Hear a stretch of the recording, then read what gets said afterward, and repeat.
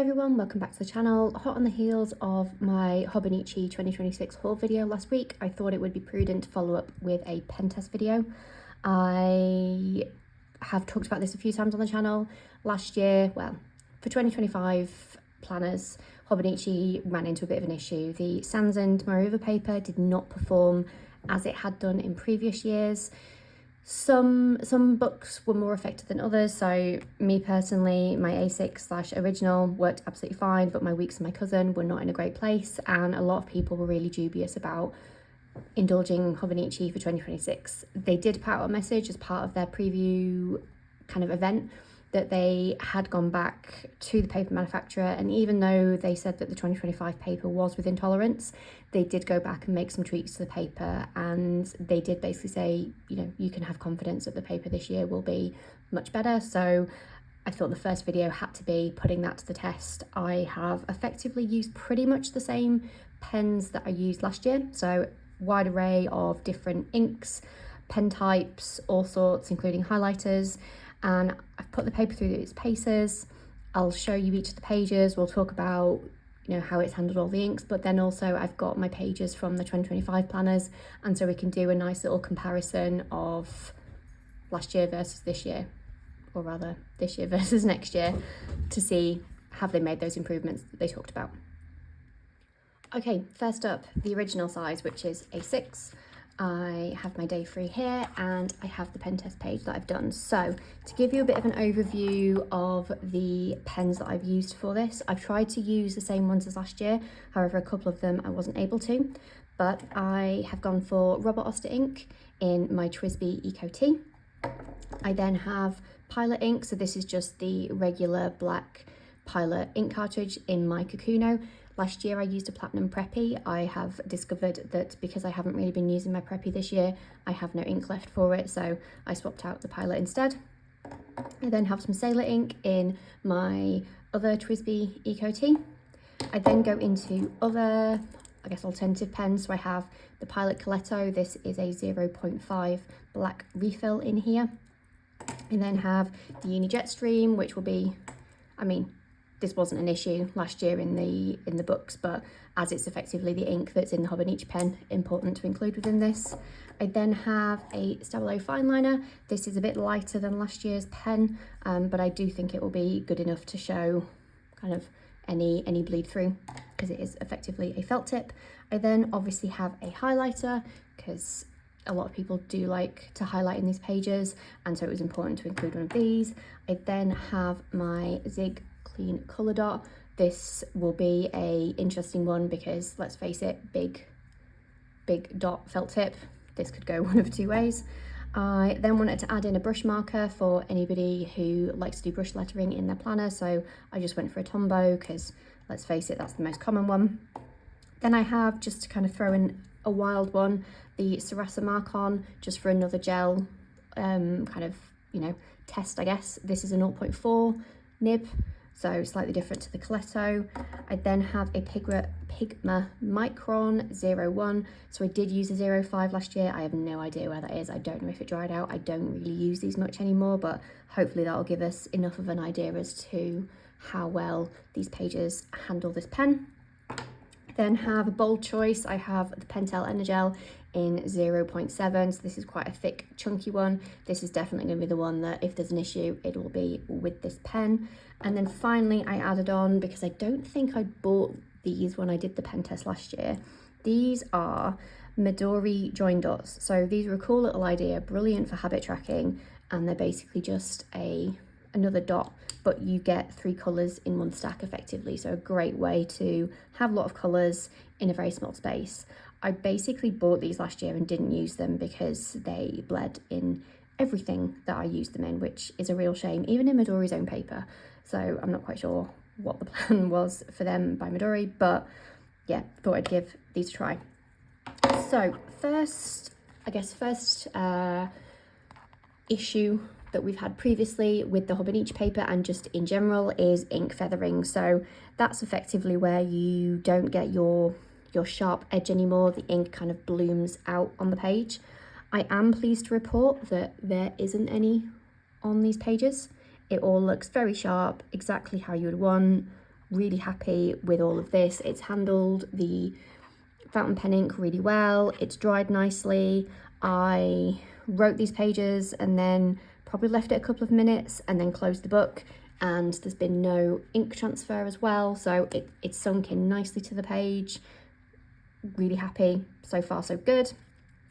Then the other issue that we got with the Hobonichi last year was bleed through. So that's where there's always ghosting, which is where you can see what you've written on the other page because it's thin paper. That is part of it. That's not, if you don't want your planner to ghost, don't go for Hobonichi and don't go for thin tomorrow paper like this, because it will always do that.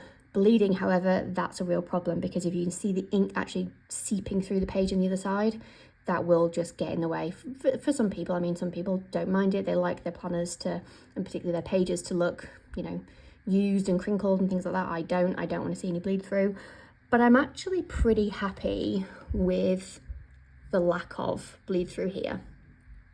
So basically pretty much everything is absolutely fine until we get to the Pentel Energel, which I knew was going to be a tricky one. It's a thick nib, it's a deep colour, it's a runny gel pen. Even though, even saying that, that's still not bad for a gel pen of that thickness.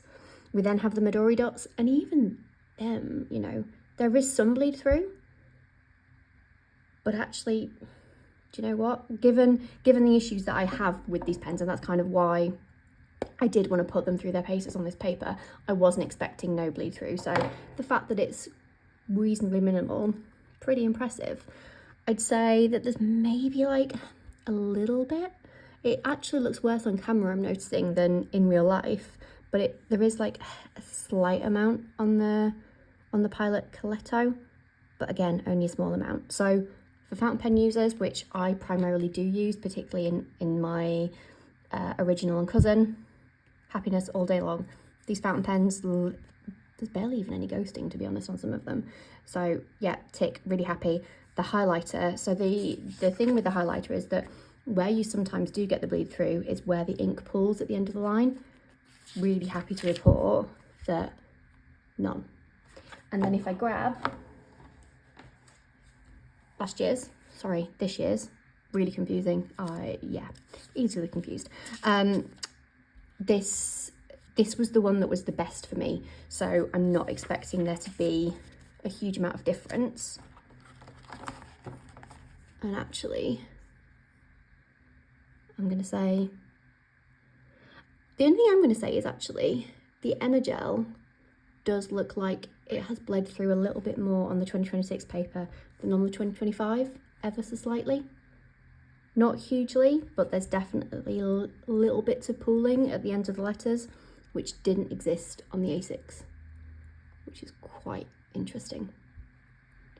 But overall, really happy. Good start. This bodes well. Next, we are on to the Weeks. The Weeks was really disappointing, if I remember rightly, last year, so I am keen to see how the pages do this time around. Same process, so wrote the pages, left them for a few minutes, then closed it. There is no ink transfer, so it looks like everything seeped through quite nicely in terms of seeped through into the page. Again, no feathering, same as the A6, no issues here. Basically same old, same old. I suppose the one thing to probably point out is it is slightly different paper because this is cream, whereas the original was white. So if there were going to be any differences, I would expect to see them between these two. Then looking on the back, because the bleed through was the main issue, this looks better than the A6, I'll be honest. There's literally 2 tiny dots from the Midori, and everything else is absolutely fine, like better than fine. If we compare that to last year, my pencil board, that was last year's. Even the edge of the highlighter last year bled. There was definitely bleeding on the Energel and definitely on the dots. So massive tick on this one, so much better. really excited to use this now. Leaps and bounds better year on year. And I would say better than my original for 2026. Excellent. Finally, we're on to the cousin. So this year I've gone for a day 3. And apologies if it's getting boring, but same process. So nothing transferred onto this page. So all the ink went in nicely. Again, no feathering. All the lines nice and sharp. And then on the back. So because this is white like the A6, I would say it has behaved similarly to the A6, so less bleed through on the inner gel, in fact barely any. There's a little bit on the Midori dots, and then you can just see a little bit of a hint on the Pilot Coletto. So same thing as the original, gel pens, bit iffy, Midori, iffy. And compared to last year's / 2025's page, it was really bad last year.